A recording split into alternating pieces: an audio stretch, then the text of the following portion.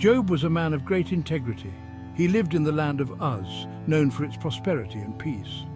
Job was blessed with immense wealth. He owned thousands of sheep, camels, oxen and donkeys. Additionally, he had a large household and numerous servants. In every sense, Job was a man of prominence and respect in his community. Job was also deeply religious. He feared God and shunned evil. His righteousness extended to his family. He regularly offered sacrifices to God on behalf of his children, fearing they might have sinned. Job's life was a model of piety and prosperity. Despite his wealth, Job remained humble. He knew his blessings came from God. This idyllic life, however, was about to face a severe test.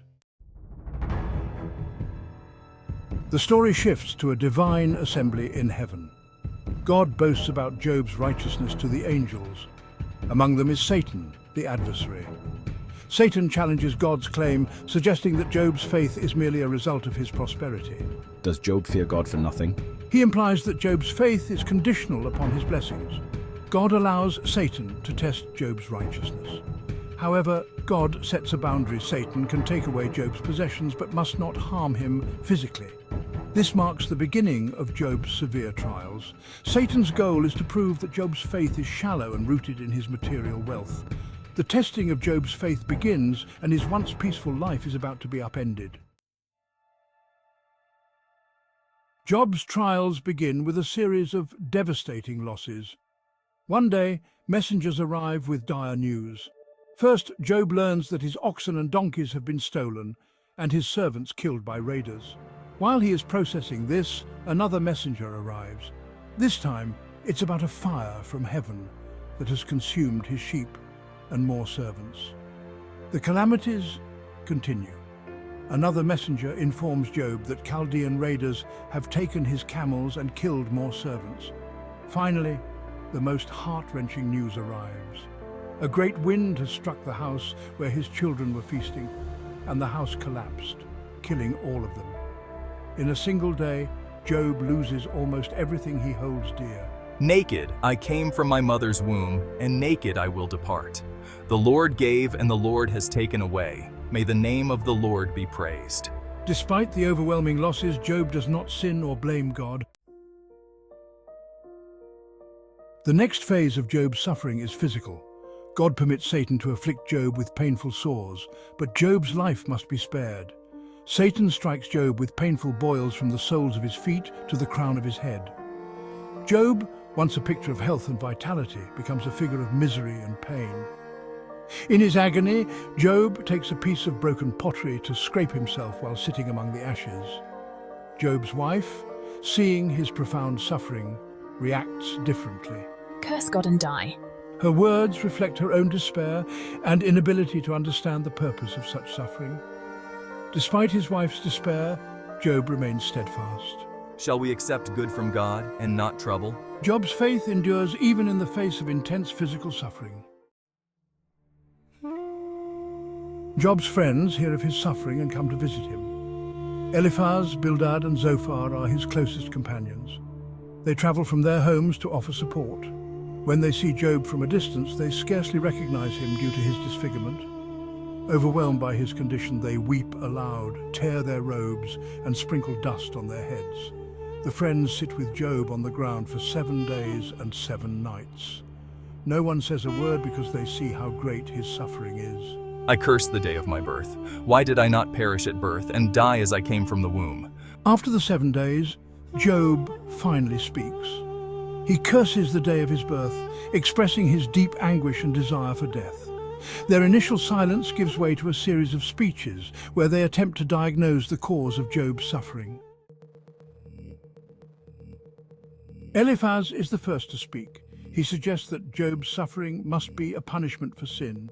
He believes in a retributive justice system where suffering is the result of wrongdoing. Job, you must have done something wrong. No one suffers like this for nothing. Seek God's forgiveness and repent. Your suffering will end if you admit your faults. Bildad follows, echoing similar sentiments. He argues that God does not pervert justice. If Job's children sinned, they were punished rightly. Plead with God, Job. Live a righteous life. God will restore your fortunes if you are truly innocent. Zophar is even more direct. He He accuses Job of deserving even more suffering than he has received. Job, you must have committed significant sins to warrant such severe punishment. Repent and seek God's mercy. Job defends himself against their accusations. He maintains his innocence and expresses frustration at their lack of understanding. I have done nothing wrong. Your words only add to my suffering. How can you not see my innocence? The debates become increasingly heated, revealing the limitations of human wisdom in comprehending divine justice. Job's friends fail to grasp the true nature of his suffering and the reasons behind it. Their concern is genuine, but their understanding of Job's plight is limited and flawed. The arrival of Job's friends marks the beginning of a complex dialogue about suffering, justice, and divine retribution. Section 7, Elihu's speech and God's response from the whirlwind. I'm younger than you all, and I have been listening to your debates. I'm angry with Job for justifying himself rather than God, and with you, his friends, for failing to provide a convincing explanation for Job's suffering. Suffering can be a form of divine discipline, meant to teach and correct. God's greatness is beyond our understanding, and his ways are not for us to question. Job, you should trust in God's wisdom and justice. Elihu's perspective adds a new dimension to the discussion, suggesting that suffering can have a purpose beyond punishment. Then God speaks out of a whirlwind. His response is not a direct answer to Job's questions, but a series of rhetorical questions highlighting his power and wisdom. God asks Job where he was when the foundations of the earth were laid, challenging Job's understanding of the universe. God's response underscores the vast gap between divine and human wisdom. He reminds Job of his sovereignty over creation and the complexity of his works. Job realizes the limitations of his perspective and repents in humility. Section 8, Job's restoration. I repent in dust and ashes. After Job repents, God turns his attention to Job's friends. He rebukes them for not speaking the truth about him as Job did. God instructs the friends to offer sacrifices and asks Job to pray for them. Job's intercession is accepted, and God forgives his friends. God then restores Job's fortunes. He gives Job twice as much as he had before. Job receives new livestock, wealth, and a large family. Job's latter life is marked by greater prosperity and blessing than before. Job lives 140 more years, seeing his children and grandchildren to the 4th generation. Section 9. The overarching message of faith in divine wisdom. The story of Job is rich with themes of suffering, faith, and divine wisdom. Job's experiences challenge the simplistic view of retributive justice.